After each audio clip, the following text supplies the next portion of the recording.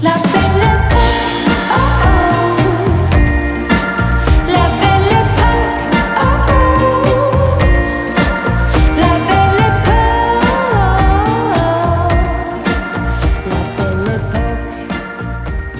Hello, welcome to the official garden makeover video. Me and Rory have been working very hard out here building some garden beds and putting them all together. There's actually a bumblebee nest underneath this shed, so if you're hearing some buzzing, apologies, that's what that is. So we are about to drill together some garden beds. We have 3 of them.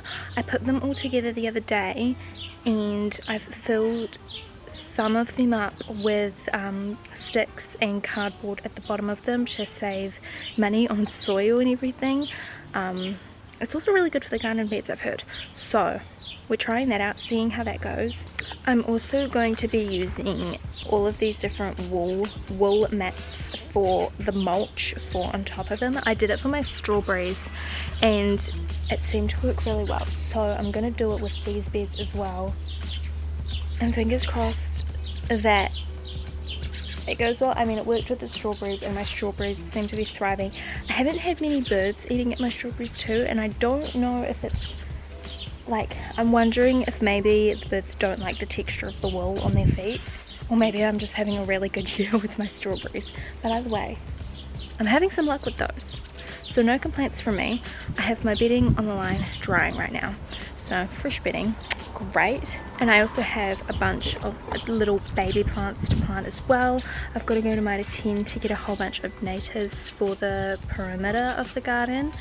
I have lots of plans, lots of goals, and you get to come along as I try and put it all together and make this garden into my dream little backyard just area.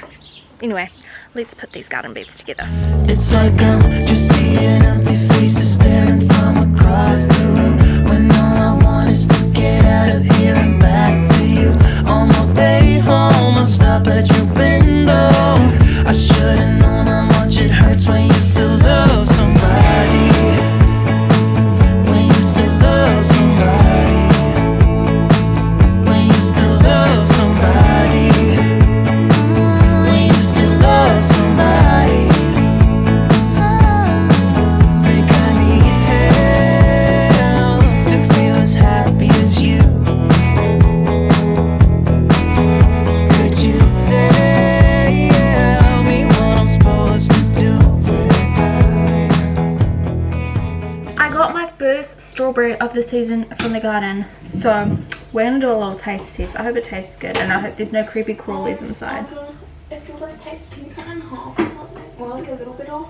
That's the inside, looking good. That's the inside of the other half. Well, Whichever one you don't want. Which one do you want? Which one? I'll have this one. That's really good. I love sour strawberries, and that's like sour to the max. Ooh. That's a good strawberry. Good to know I can grow some good strawberries. And look at all these flowers, but look at this poppy. Isn't it stunning? Mm-hmm. So very proud of my garden because it is absolutely thriving.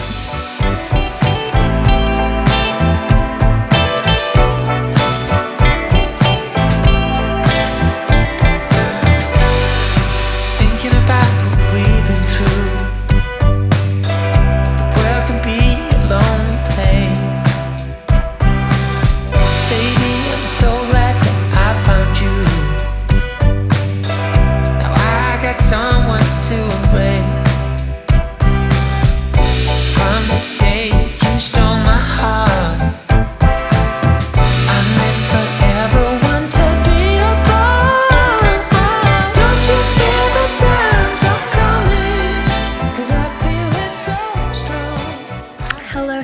it is now a few months later than the last clips I showed you. This garden makeover has taken from literally when I moved in until now, and it is autumn. I don't really know if you can see any difference in that at all, but it is definitely starting to get cold around here.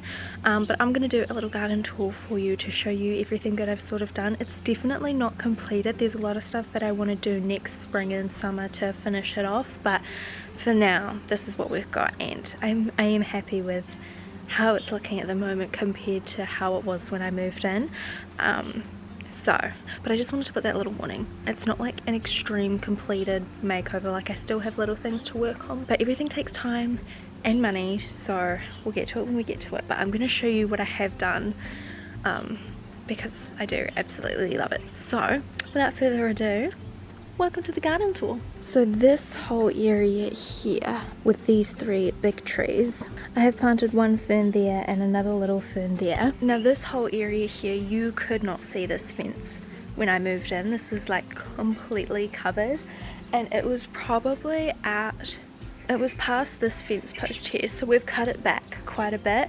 It was like up to here. I think it was even further than this actually, and I've taken it right back. And then this area here, which actually needs some weeding, so ignore that. It's just where I've been putting all of the leaves that have been ending up on the lawn here. I've been popping them all here, but this is where that giant pile of, I don't know what the flowers are called, but they're like a type of weed, and they were all in here. And you can see that they're actually all starting to pop back up, so I need to get back in there, but I cleared out all of this, and so you can actually see this area now. Over this area, this is kind of an uncompleted area, but I have my barrel of strawberries there. That's an avocado tree. I have a nectarine tree in the middle, and then a peach tree on the side.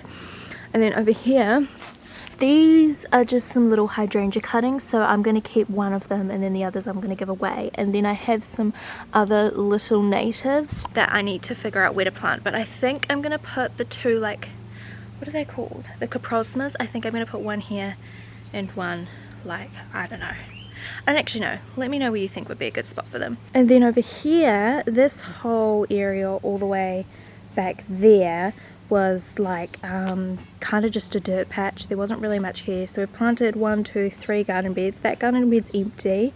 This one has, what does it have? Cauliflower, broccoli, and cabbages in there as well. And then this one we've got, there's so much parsley in here. It is parsley, yeah, and basil, which is actually going to seed. I need to get that out.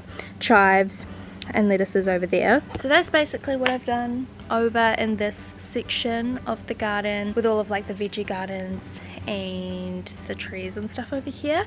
So yeah, I'm still trying to figure out what I want to plant in the 3rd garden bed, but look, that's what we've got for now, so I'll take it. And then taking you over to my favorite little part of the garden, I'm gonna try to show you this, what I've done over here, without showing you my neighbor's yard, because that's her space.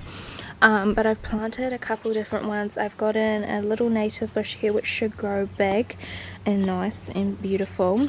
This is a Mexican orange blossom. I actually don't know what this is, but she is beautiful and she grows really pretty white flowers, and you'll notice around all of them I've used like this wool matting.